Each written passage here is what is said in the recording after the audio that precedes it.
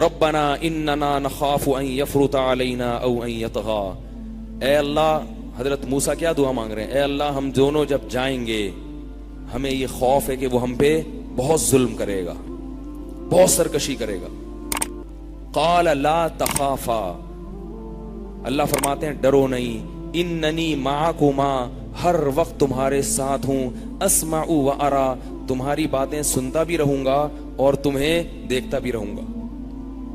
فاتیاہ، جا کے اس کو کیا کہنا ہے؟ انا رسول ربک، اے فرعون ہم تیرے پیدا کرنے والے کے رسول ہیں.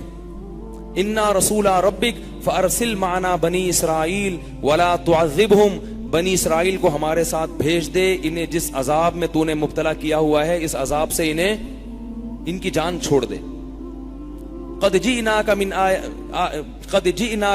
ہم آئے ہیں تیرے پاس رب کی نشانیوں کے لے کر، والسلام علی من اتبع الہدی، جو بھی سیدھے راستے کی اتباع کرے گا رب نے اعلان کیا ہے کہ اس پر رب کی طرف سے سلامتی ہوگی.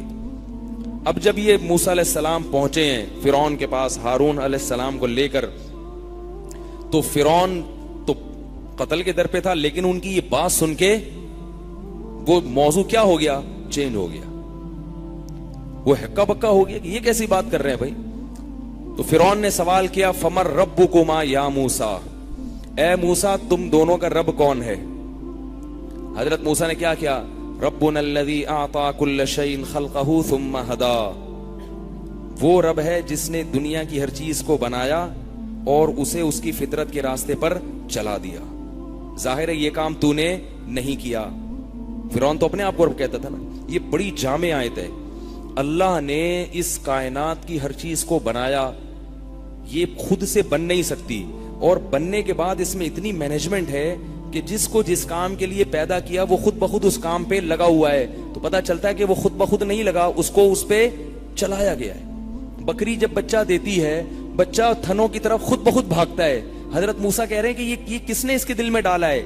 ہدا، اس کو اس فطرت کے راستے پر کس نے چلا دیا؟ یہ خود تھوڑی چل رہا ہے. یہ پوری کائنات میں جو کچھ بھی ہو رہا ہے نا، جس میں بھی انتظام ہے، مینجمنٹ ہے، تو حضرت موسیٰ بتا رہے ہیں کہ یہ کس نے کیا ہے؟ یہ اللہ نے کیا ہے. پھل دینے کا جب وقت آتا ہے تو پودے میں پھول پیدا ہو جاتا ہے. پہلے وہ پھول تتلیوں کو اپنی طرف مائل کرتا ہے، اس سے اس کے نر اور مادہ ذرے ملتے ہیں، اور اس کے بعد اس میں کیا پیدا ہوتا ہے؟ پھل. تو یہ کیا ہے کہ درخت اپنی سیدھی راستے پر خود بخود چلنے لگتا ہے. اس کو جو ہونا چاہیے وہ خود بخود ہو رہا ہے. تو یہ خود بخود نہیں ہو رہا. موسیٰ علیہ السلام بتا رہے ہیں کہ جو ذات یہ کام کر رہی ہے نا، اتنے عجیب عجیب کام، میں اس ذات کی طرف تمہیں دعوت دے رہا ہوں، وہ ہے رب، اس کو فالو کرو. جب حضرت موسیٰ علیہ السلام نے فرمایا رب السماوات والارض وما بینہما، وہ رب ہے جس نے آسمانوں کو بنایا اور زمین کو بنایا اور جو کچھ اس کے ان سب کو چلانے والا ہے، تو فرعون نے پتہ ہے کیا کہا؟ قال لمن حولہ الا تستمعون، لوگوں سے کہا سنتے نہیں ہو کیسی باتیں کر رہا ہے؟ میری حکومت ہے، لوگ میری عبادت کرتے ہیں، اور یہ یہاں کھڑے ہو کر میری الہی الوہیت کا کیا کر رہا ہے؟ انکار کر رہا ہے. حضرت موسیٰ نے فوراً اگلا جملہ کہا. اس اشکال کا جواب نہیں دیا. اس اشکال کا جواب بولو نا بھائی، نہیں دیا. حضرت موسیٰ نے کہا کہ اتنے درباری بیٹھے ہوئے ہیں اور اللہ کی کبریائی اور اس کی صفات بیان کرنے کا موقع مل رہا ہے، اس کے فضول اعتراضات کے جواب میں لگ گیا تو یہ چانس ہاتھ سے نکل جائے گا. سوال موسیٰ نے کیا کیا؟ فرعون نے کیا کہا تھا؟ لمن حولہ الا تستمعون، سن رہے ہو کیا بول رہا ہے؟ ہم ہوتے ہم کہتے ہیں ہاں بھائی سن رہے ہیں، ہم کیا بول رہے ہو آپ؟ سنا نہیں ہے تو موضوع کیا ہو جاتا؟ چین پھٹا ہو جاتا، لڑائی ہو جاتی. موسیٰ علیہ السلام نے اگلا جملہ کہا رب المشرق والمغرب وما بینہما ان کنتم توقنون یا تعقلون، فرمایا کہ وہ رب جو مشرق کا بھی پالنے والا اور مغرب کا بھی پالنے والا، وہ رب ہے، اس کی دعوت دے رہا ہوں. فرعون نے کہا میں سوال کیا کر رہا ہوں اور جواب کیا دے رہا ہے؟ تو فرعون نے کہا ان رسولکم الذی ارسل الیکم لمجنون، یہ مجنون ہے، پاگل ہے، دیوانہ ہے. تو موسیٰ علیہ السلام نے کہا ربکم ورب آبائکم الاولین، تمہارا بھی رب ہے اور تمہارے باپ دادا کا بھی. اس کے سوال کی طرف توجہ نہیں دے رہے، کیونکہ کہا تھا اللہ میری زبان کھول دے تو تیری کبریائی خوب بیان کروں گا. خوب بیان کروں گا تیری بڑائی. اس سے ہمیں یہ بھی پتا چلتا ہے کہ جب آپ دین کی دعوت کا کام کر رہے ہو تو لوگوں کے فضول اعتراضات کے جوابات میں مت پڑو. اگر پڑ گئے تو آپ اس کام سے رہ جاؤ گے. الٹے اشکالات میں کبھی بیان کرتا ہوں نا تو فیس بک پہ بہت الٹے چیزیں ڈالی ہوئی کیوں ہیں, پھر دیتے رہو. تو ایک دفعہ دینا شروع کیا, دیتے تھک جاؤ, ان کے جواب وہ مطمئن ہی نہیں ہوتے. کہتے چھوڑو بھائی اس کو اپنے حال پہ چھوڑ دو. تو حضرت موسیٰ علیہ السلام کیسے ترتیب سے اللہ کی کبریائی بیان کر رہے ہیں. تمہارا رب ہے, آسمانوں کا رب ہے, مشرق کا رب ہے, مغرب کا رب ہے. اب جب اتنی باتیں ہو گئیں, فرعون نے کہا یہ تو چپ ہی نہیں ہو رہے, اور اس سے میری ساری ویلیو کیا ہو رہی ہے, خراب. کیونکہ پبلک کہہ رہی بات تو صحیح کر رہے ہیں. چاہے وہ فرعون کو مانتے تھے, مگر جب سن رہے ہیں تو ذہن میں آ رہا ہے نا کہ بات تو صحیح ہے بھائی. یہ جو جانور پیدا ہو رہے ہیں ان کو اتنی چیزیں سکھائی جا رہی ہیں, سوکھا چارہ جانور کو کھلاتے ہیں, اس سے گائے کے تھنوں میں سفید دودھ پیدا ہوتا ہے, چکنا گاڑا, شہد کی مکھی پھلوں کا رس چوستی ہے اور اس سے اتنا بہترین شہد بنا کے کھلاتی ہے. تو یہ سارے کام فرعون تھوڑی کر رہا ہے, اور یہ خود بھی نہیں ہو سکتے یہ سارے کام. تو یہ جو ذات کر رہی ہے یقیناً وہ ذات اس قابل ہے کہ اس کی غلامی کی جائے. تو حضرت موسیٰ نے اللہ کی بڑائی بیان کی. فرعون نے اعتراض کیا, فما بال القرون الاولی, کیسا چالاک تھا دیکھو, چاہ رہے کہ الٹے سوالات کرے. اس نے کہا اچھا ہمارے باپ داداؤں کا کیا ہوگا جو اس پر ایمان نہیں لائے, اللہ پر ایمان نہیں لائے, مشرک تھے, ان کا کیا بنے گا. اب وہ پتہ کیا چاہ رہا تھا کہ حضرت موسیٰ یہ بول دیں کہ وہ بھی غلط تھے, ہیں بھائی, وہ بھی جہنم میں غلط تھے, تو وہ پبلک ساری کیا ہو جائے گی, ہمارے ابا بھی, ہمارے دادا بھی, میرے چاچا بھی, میرے ماموں بھی سارے غلط تھے, یہ تو ہمارے خاندان کو جہنم میں ڈال دیا انہوں نے. حضرت موسیٰ نے اس کا جواب بڑا خوبصورت جواب دیا. فرمایا علمھا عند ربی, ان کا علم میرے رب کے پاس موجود ہے.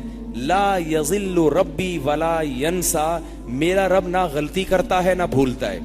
اگر کسی کو جنت میں جانا ہوگا غلطی سے کبھی جہنم میں نہیں بھیجے گا, اور کسی کو جہنم میں جانا ہوگا تو غلطی سے اس کو جنت میں نہیں بھیجے گا, اور بھولے سے بھی نہیں, بھولتا بھی نہیں ہے. ایسا بھی نہیں ہے کہ بھیجنا جنت میں تھا بھولے سے جہنم میں بھیج دیا, یا بھیجنا جہنم میں تھا اور بھولے سے جنت میں بھیج دیا. اس سے پتا چلتا ہے کہ تبلیغ کتنی حکمت اور بصیرت کا کام ہے.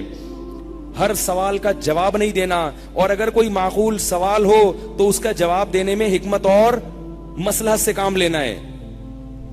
سیاسی لوگوں کو یہ باتیں بہت سمجھ میں آتی ہیں, جو سیاست میں ہوتے ہیں نا, ان کو پتا ہے کہ پبلک کو کیا بولنا ہے کیا نہیں بولنا. لیکن ہم ویسے کیا بن جاتے ہیں, ویسے ہم گھننے بن جاتے ہیں. جب آپ دیکھو جو بھی جس کو تبلیغ کر رہے ہیں وہ لٹھ مار رہا ہے اس کو لے کے. ہر آدمی دوسرے پہ کیا کر رہا ہے, کوئی حکمت, کوئی مصلحت, کوئی محبت, کوئی طریقہ, کوئی فریم ورک اس کے لیے, کوئی لاہ عمل ہے ہی نہیں. تو فرعون نے کہا فما بال القرون الاولی, یہ جو ہمارے باپ دادا ہیں ان کا کیا بنے گا. موسیٰ علیہ السلام نے فرمایا علمھا عند ربی فی کتاب, میرے رب کے پاس ان کا علم ہے.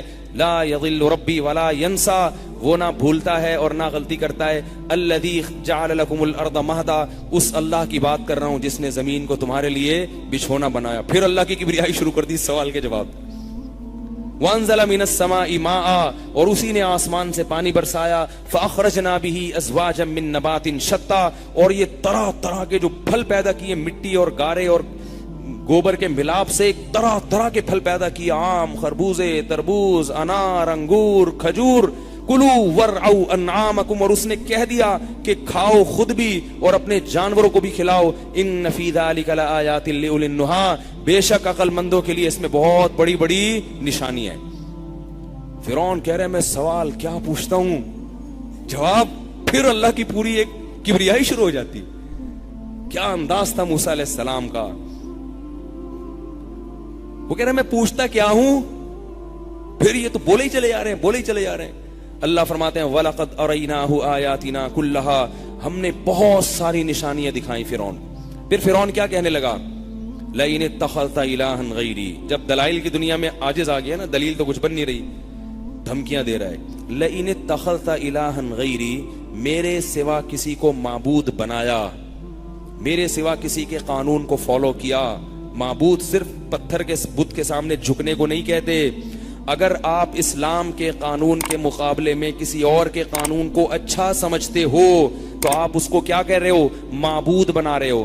دیکھو کسی دوسرے قانون کو کسی مجبوری سے فالو کرنا یہ ایک الگ چیز ہے، لیکن اس قانون کو اچھا سمجھنا اور یہ نیت کرنا کہ یہ قانون اس قابل ہے کہ اس کو فالو کیا جائے، تو یہ کیا ہے؟ یہ کفر ہے۔ شریعت نے ایک چیز آپ کو بتائی، مثال کے طور پر شریعت نے بتایا کہ بیٹی کا آدھا حصہ ہے، بیٹے کا دگنا۔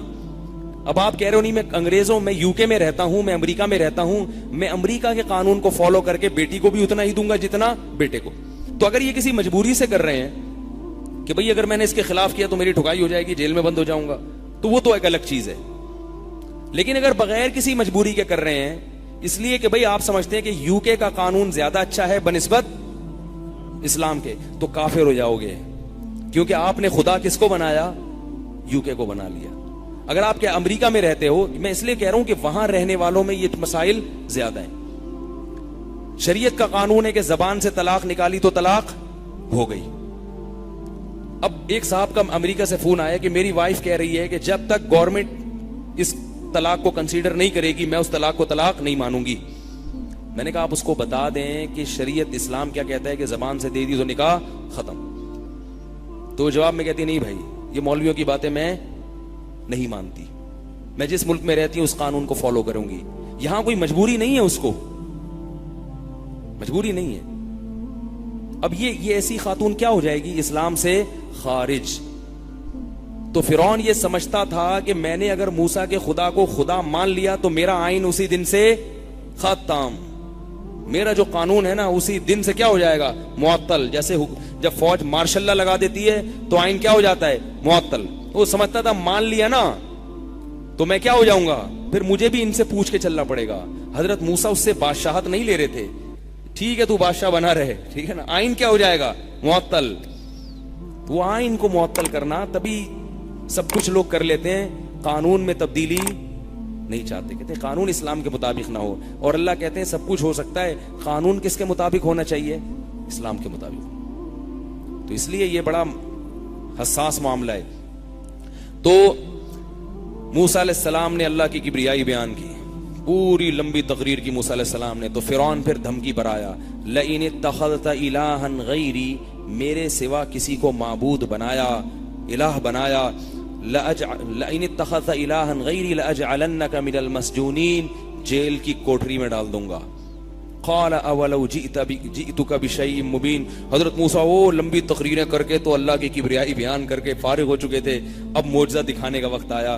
اے فرعون اگر میں معجزہ دکھاؤں اور یہ بتا دوں کہ میں واقعی اللہ کا نبی ہوں، میرے ساتھ اللہ کی مدد ہے، تو کیا میری بات کو مان لے گا؟ فرعون نے کہا فأتی بہ ان کنت من الصادقین، سچ بول رہے تو لا، دکھا کیا دکھاتا ہے؟